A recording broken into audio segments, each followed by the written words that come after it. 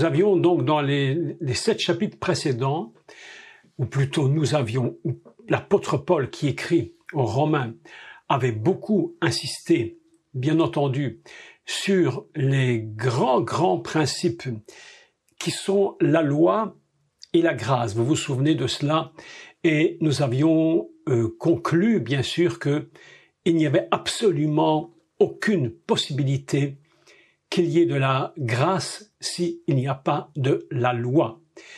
Aujourd'hui, nous allons parler de 2 autres principes très importants parce que l'apôtre Paul va, si vous voulez, faire un moment de lien avec un autre principe que nous aurons donc l'opportunité d'étudier un peu plus tard. Et ces grands principes, aujourd'hui, c'est ce que nous appelons donc l'esprit de vie par le Saint-Esprit. Et puis, il y a donc la loi du péché et de la mort. Et l'apôtre Paul va donc faire une introduction très importante sur l'esprit de vie qui est en Jésus-Christ. Parce qu'il n'y a aucune possibilité de pouvoir vivre si nous n'avons pas en nous l'esprit de vie. Donc nous allons commencer par le chapitre 8 et à partir du verset 1, un seul verset qui, à lui seul, je suis absolument persuadé, contiendrait des heures et des heures de cours. Mais je vais aujourd'hui en parler pour expliquer véritablement de quoi il s'agit, parce que depuis près de maintenant, je crois, une 50aine d'années, une doctrine absolument fausse s'est introduite dans l'Église et je veux aujourd'hui rectifier. Alors certains me contrediront peut-être, mais aujourd'hui on en est au point où on accepte les contradictions et on est obligé de dévoiler la vérité une fois pour toutes. Parce que les temps dans lesquels nous sommes, nous ne pouvons plus nous permettre de ne pas savoir réellement quelle est notre position en Dieu par le Mashiach. C'est impossible. Les temps sont d'une difficulté extrême. Je sais que le monde a toujours été mal, mais alors aujourd'hui, je crois qu'on est arrivé quasiment à des sommets absolument insupportables et nous devons absolument savoir de quoi il s'agit et qui nous sommes dans le Seigneur.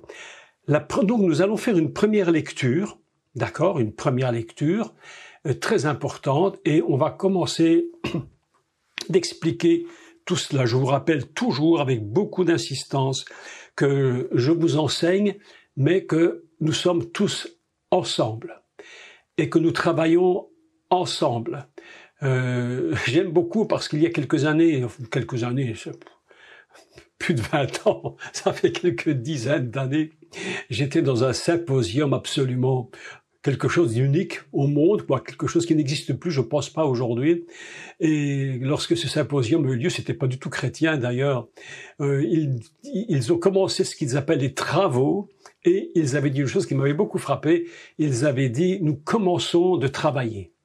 Et en fait, c'était pas seulement l'orateur qui parlait, mais c'était tout le public qui était invité à s'unir à l'idée. C'est pourquoi je crois que une chose est importante pour moi spécifiquement. C'est lorsque j'enseigne, c'est que tout le monde ensemble, nous soyons ensemble unis dans l'enseignement. Il n'y a pas que moi. Chacun a le droit de penser, de réfléchir, de se bâtir dans le Seigneur.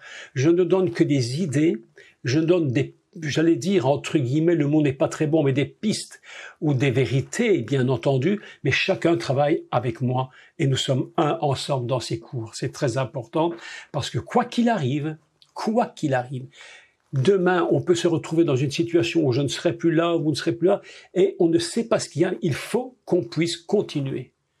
Chacun pour nous-mêmes, sans nous décourager. Donc nous allons commencer maintenant ensemble de lire l'épître aux Romains au chapitre 8 et nous allons commencer donc à partir du verset 1.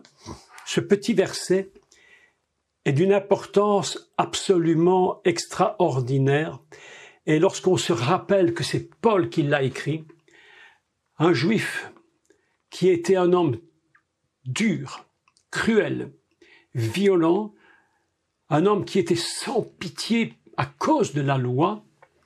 Lorsque nous lisons cette petite phrase, alors elle a un poids, mais absolument exceptionnel, parce que c'est Paul, le vrai juif, qui le dit. Et nous commençons. Il n'y a donc maintenant, je souligne bien les mots, il n'y a donc maintenant aucune condamnation pour ceux qui sont en Jésus-Christ. Il n'y a aucune condamnation pour ceux qui sont en Jésus-Christ. En effet, la loi de l'esprit de vie, écoutez maintenant, les mots sont à souligner et à bien peser. La loi, c'est une loi de l'esprit de vie. Vous voyez ce que Paul est en train de faire comme lien. Il y a la loi de l'esprit, la loi donc du péché et de la mort, et il y a la loi de l'esprit de vie. C'est extraordinaire. En Yeshua HaMashiach m'a libéré ou m'a affranchi de la loi du péché et de la mort. Très important ce texte, très important. Car, chose impossible à la loi, parce que la chair la rendait sans force.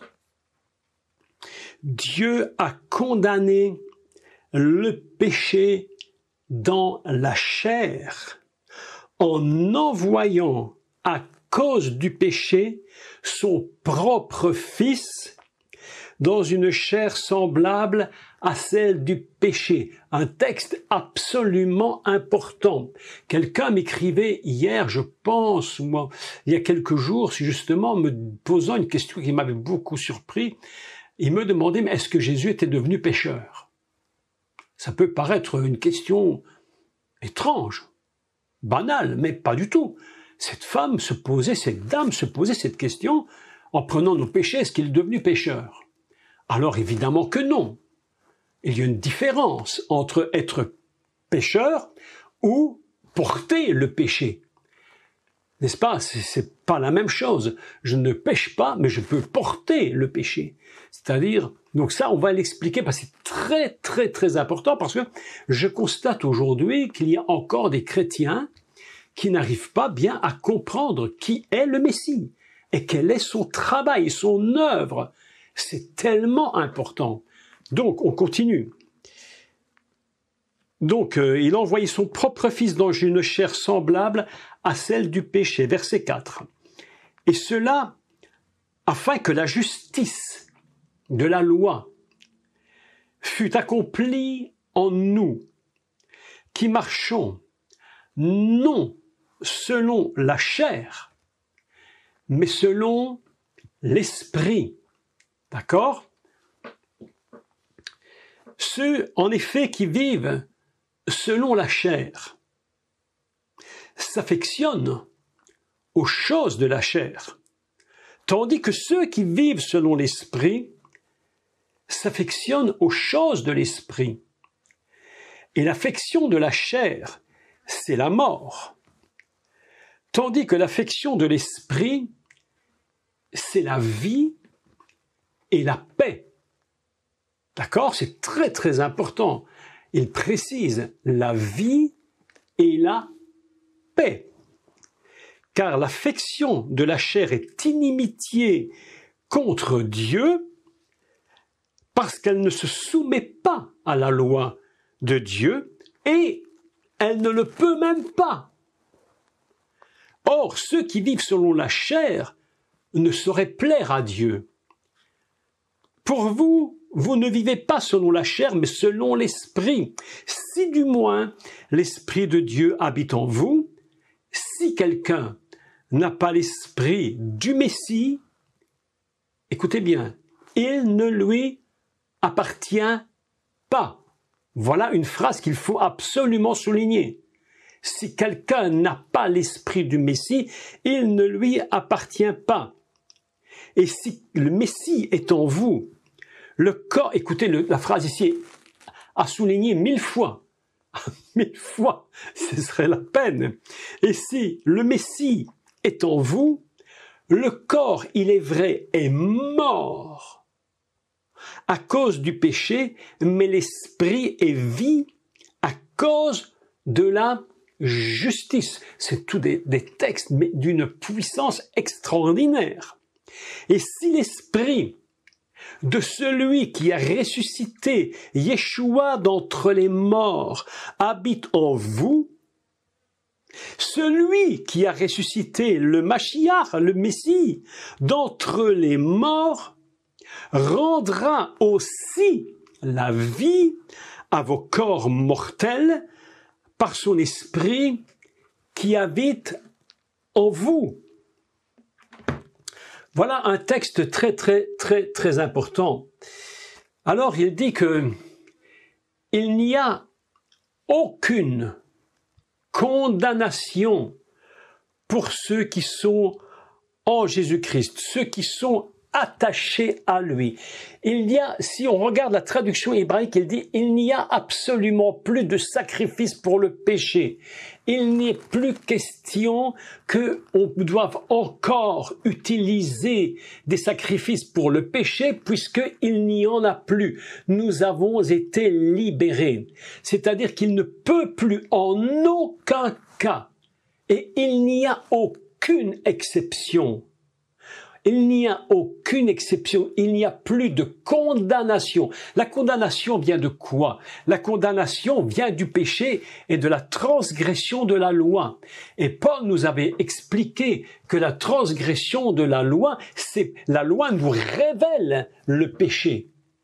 Mais lorsque la justice a été accomplie, alors il n'y a plus, absolument plus aucune condamnation. Comment voulez-vous que Dieu nous punisse alors qu'en réalité, il nous a sauvés?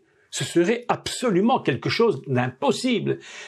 La Bible nous enseigne que nous sommes cachés en lui. La Bible dit que nous sommes cachés en Christ. Nous sommes dans le Messie. Il nous enferme en lui et il nous protège parce que aujourd'hui, il a payé pour nous. Il a payé le prix. Il nous a donné la paix. Mais vous imaginez cette doctrine qui vient nous dire que malgré cela, Dieu est capable d'encore venir nous frapper et dire de toute évidence, si vous aviez des antécédents familiaux de je ne sais quoi, Dieu viendrait vous frapper et vous donnerait une punition pour des choses que vous n'aviez même pas faites.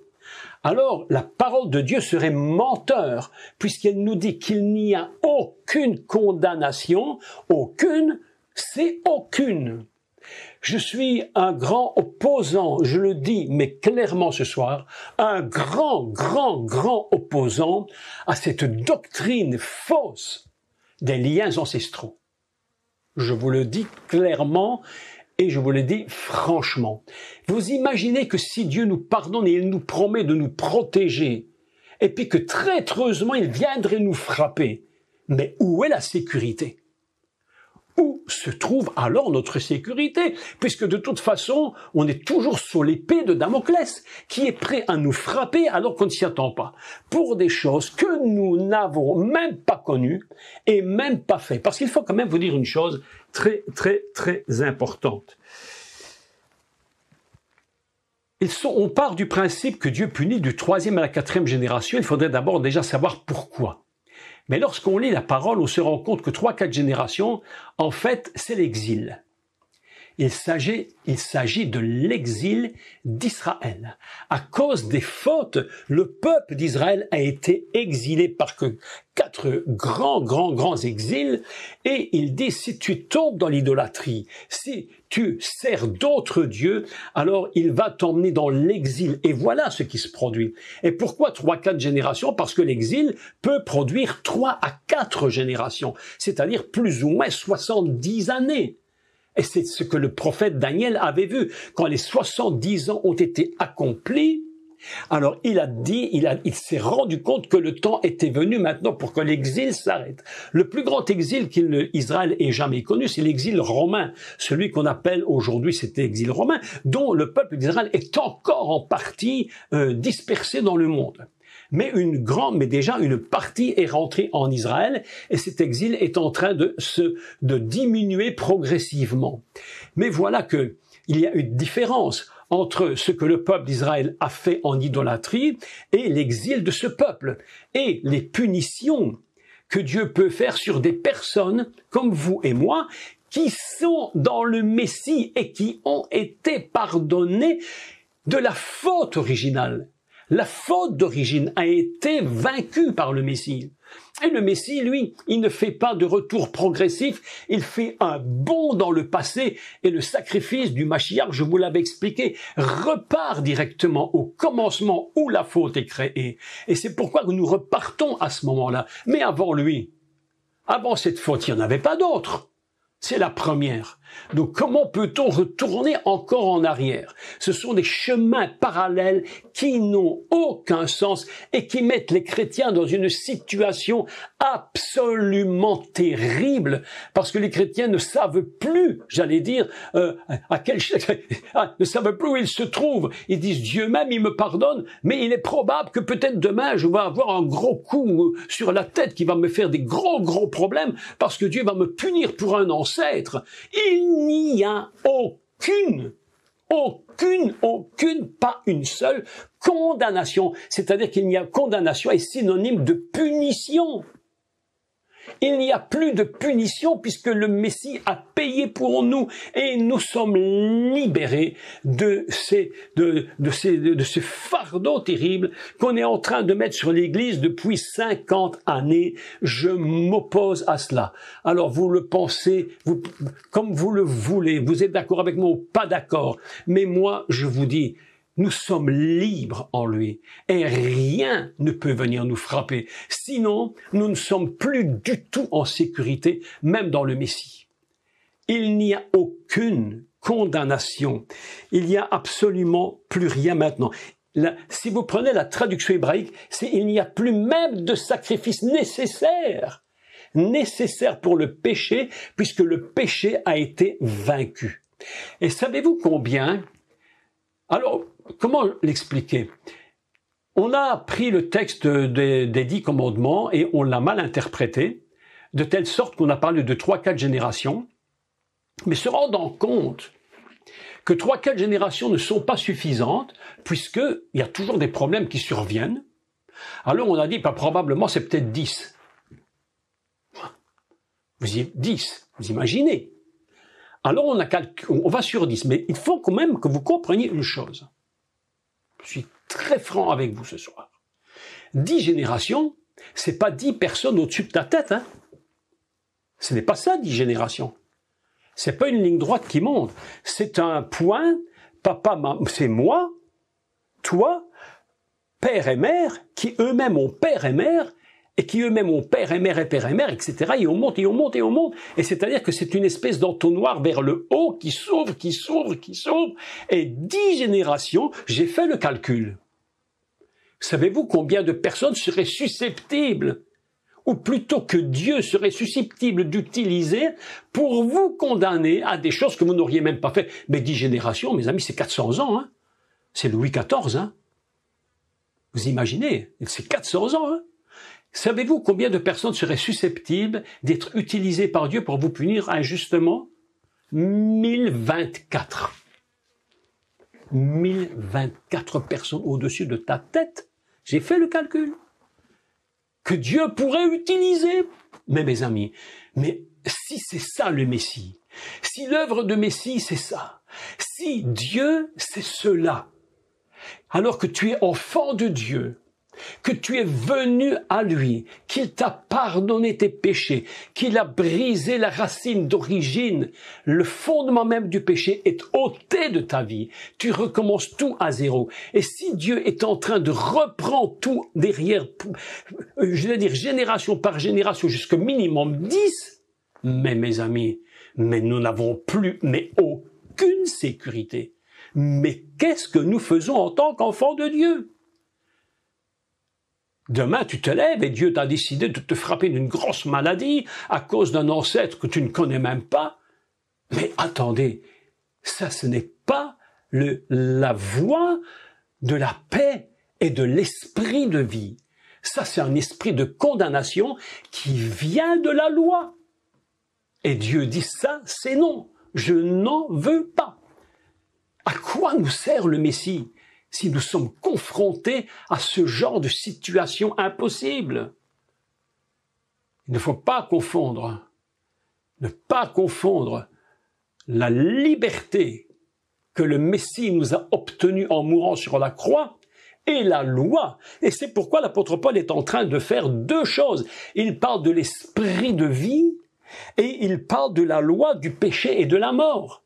Et il dit celui qui a l'esprit de vie. Mais comment est-ce qu'il vit? Il dit c'est la vie et la paix. La tranquillité. Vous savez que lorsque Yeshua est mort sur la croix, au moment, le dernier cri qu'il a poussé, il a crié Nishlam. Nishlam, ça vient de Shalom. Et Shalom, c'est un mot qui signifie la paix, mais qui signifie aussi payer. Il a payé. Pourquoi faudrait-il encore que nous payions ce qu'il a payé? Et celui qui se remet sous la loi, il est déchu de la grâce. C'est une déchéance. Mes amis, je suis extrêmement déterminé aujourd'hui à vous expliquer. Nous ne pouvons pas en aucun cas tomber dans cette doctrine qui nous pousse dans la déchéance et qui nous dit ce n'est la déchéance de l'œuvre du Messie. On est en train de nous remettre. Je crois qu'il y a une chose qu'il faut dire qui est vraie. Vous savez quoi? Je suis aujourd'hui convaincu, mais convaincu, que ceux qui enseignent ça ne connaissent pas vraiment quelle était l'œuvre du Messie à la croix.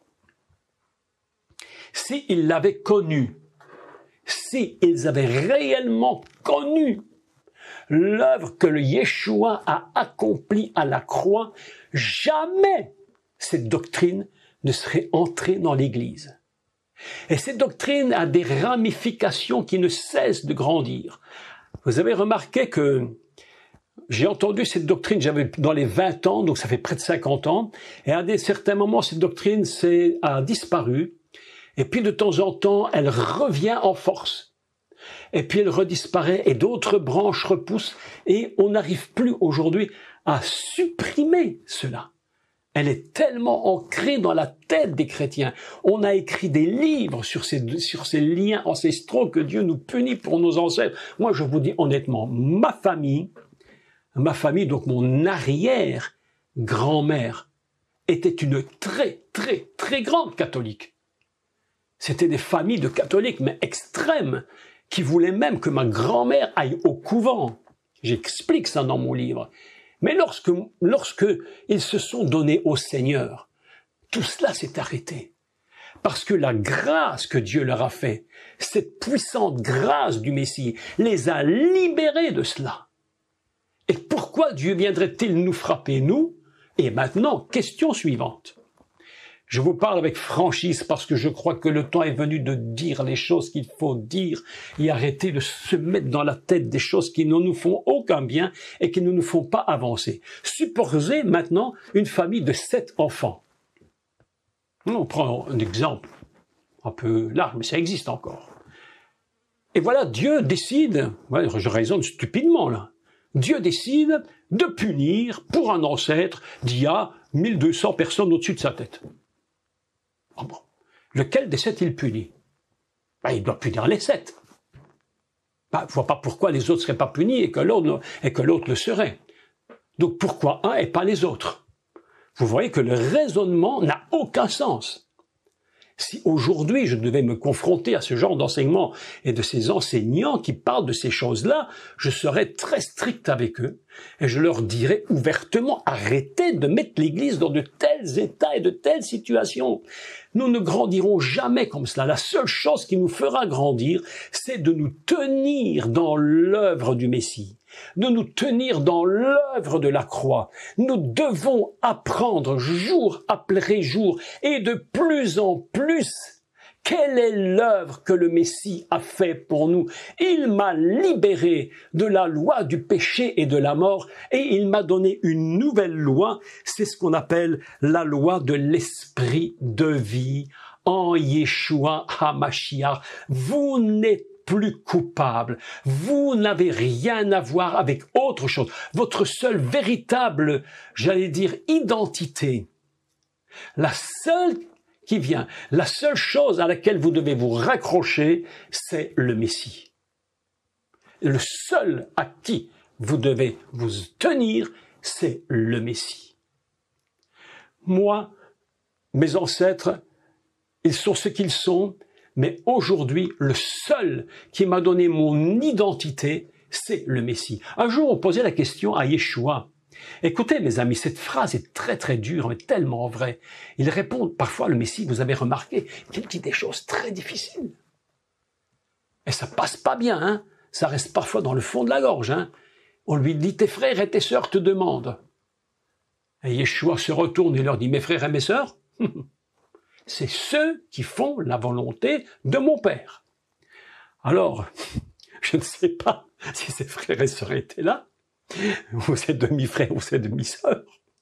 Mais moi, mes amis, l'autre jour, je réfléchissais à ça et je me disais, mais dans ma famille, il y a des gens qui sont à Christ, d'autres qui ne le sont pas, bien entendu. Qui sont mes frères et mes sœurs? Mes amis, mes cousins, mes cousines, ce sont ceux qui font la volonté de mon Père. Ceux-là sont mes frères et sœurs. Je les tiens en moi. C'est ceux-là qui sont mes frères et sœurs. Ils sont mes ascendants. Ma seule véritable ascendance, c'est le Messie. C'est le seul. Et pourquoi est-ce lui? Et pourquoi je saute toutes les étapes? Parce que vous imaginez entre l'Adam fondamental et nous, combien de générations sont passées. Mais Dieu est très intelligent. Et il s'est dit, pourquoi retourner une génération à la fois? On va jamais en sortir.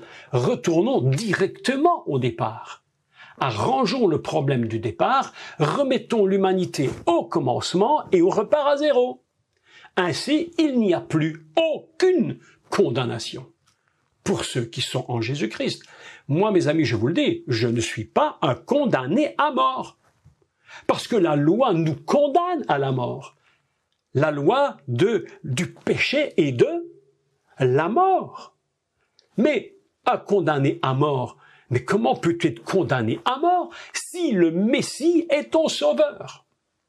Impossible. C'est une impossibilité totale. Totale. Et maintenant, Paul va faire une explication très importante. Il va dire, mais maintenant, le tout n'est pas d'être non coupable. Le tout est de vivre comme un non coupable. Et c'est là le problème des chrétiens. C'est que souvent, ils disent, Jésus m'a pardonné, mais ils continuent d'avoir une vie. Et c'est là que Paul explique, où il dit que celui qui s'affectionne à la chair, évidemment, il va produire les œuvres de la chair. Alors, les œuvres de la chair doivent être vaincues. Et c'est parce que ces œuvres ne sont pas vaincues qu'on s'est posé cette question erronée. Mais comment ça se fait qu'ils s'en sortent jamais? Probablement que Dieu punit à cause des ancêtres. Mais mes amis, c'est pas ça que la Bible nous enseigne. Paul dit clairement une chose. J'insiste et j'insiste et j'insiste.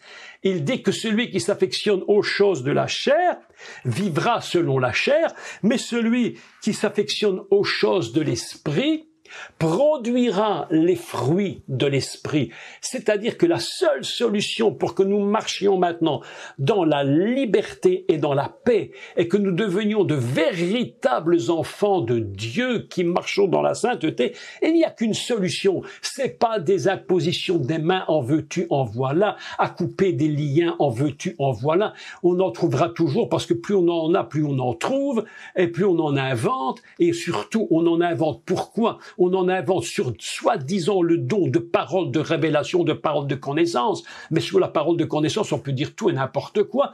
Mais il faut regarder ce que Dieu nous dit. Et mes amis, la seule solution, ce n'est ni des impositions des mains, ni des coupés de quoi que ce soit. La seule et unique véritable solution, c'est de vivre dans l'esprit. Ceux qui vivent dans l'esprit s'affectionnent aux choses de l'esprit. Ce soir, je voudrais de tout mon cœur que tous vous sentiez que vous êtes totalement libres. Et c'est à cause de cette liberté dans le Mashiach que nous pouvons rentrer dans la vie de l'esprit. Sinon, c'est impossible. Et j'ai par expérience compris que plus nous nous tenons dans les choses de l'esprit, plus nous nous tenons dans sa parole, plus nous vivons dans l'esprit. Et vous allez remarquer une chose, c'est que on a de moins en moins envie du monde. Et que le péché ne nous intéresse plus du tout, et que les choses finissent même par nous dégoûter. L'apôtre Paul dit les péchés dont vous rougissiez hier. Mais il y en a qui rougissent même pas, je peux vous le dire. Il y en a qui rougissent pas du tout. Ils racontent leurs péchés et ils étalent leurs péchés comme si c'était quelque chose de magnifique. Mes amis, il faut arrêter ce genre de confession inutile. La seule chose qui nous convient, c'est de nous tenir dans l'esprit. Et plus nous nous tenons dans la vie de l'esprit, et plus nous avons envie de vivre avec le Seigneur, et moins nous avons envie de vivre dans le péché et de marcher dans les choses du monde. Le monde ne nous intéresse plus. C'est pourquoi la chair, l'apôtre Paul dit que la chair n'a aucun pouvoir de résister au monde. C'est pourquoi il faut vivre dans la loi, une deuxième loi, une autre loi, qui, elle, va rentrer en nous et qui prend position en nous. C'est ce qu'il appelle la loi de l'esprit de vie. C'est ce qu'on appelle dans la traduction et en hébreu, Torat Ruach Achaim. La Torah de l'esprit de la Torah qui est vie. L'esprit de la vie qui donne cette vie à la parole de Dieu. C'est cela qui nous fait vivre. Tout le reste ne peut en aucun cas, mais en aucun cas nous aider. La chair, combien d'entre nous avons essayé, moi compris, d'essayer avec la chair de faire plaisir à Dieu. Et on s'est rendu compte que un jour, on tombera. Et j'ai compris, enfin j'ai compris, que c'est par la liberté en Yeshua HaMashiach qui a donné sa vie pour moi, qui m'a libéré de la loi du péché et de la mort, et qui l'a remplacé en venant avec le Saint-Esprit, et il m'a donné la loi de la vie, que plus je me tiens dans la vie, et moins j'ai envie de pécher.